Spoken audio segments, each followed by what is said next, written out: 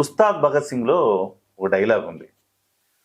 బొట్టు పెట్టుకున్న తర్వాత ఒక వ్యక్తి అంటాడు, మీరు పాత బస్తీలోకి వెళ్తున్నారు, ఒక బొట్టు తీసేసి వెళ్ళండి నేను వెళ్ళేది పాత బస్తీకే, పాకిస్తాన్కి కాదు అన్నాడు.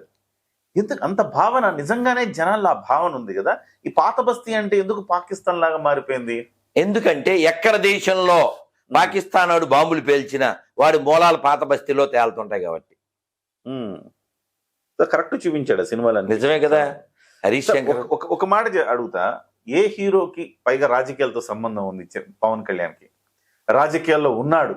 ఓట్ల రాజకీయం చేయాల్సిన తరుణంలో కూడా ఓట్ల రాజకీయానికి వెరవకుండా చెప్పాడుగా, ధైర్యంగా ఆ డైలాగ్ పెట్టడం అంటే ఎట్లా మనం చూడాలి దాన్ని? అది ప్రాక్టికల్ పర్సన్ గా ఉన్నాడు అతను. చెప్పాడు అతను, నేను ఓట్ల కోసం భయపడి నిజం చెప్తున్నాడు అతను. చెప్పాడు, ముందే చెప్పాడు, నేను ఓట్లు లెక్కలు వేసుకుని నేను మాట్లాడనని చెప్పాడు. రాజకీయ నాయకుల్లో బహుశా దేశంలో అలాంటి రాజకీయ నాయకులు ఉన్నారంటారా? రేర్. ఇప్పుడు మీరు ఒకసారి నేను ఎక్కడ విన్నాను, చాలా ఏళ్ల క్రితం గరికపాటి వారు అన్నారు, రాజకీయ నాయకులకు మతం ఉండదండి, వాళ్ళకు ఓట్లే మతం. కరెక్ట్, అది కదా, ప్రాక్టికల్ కదా.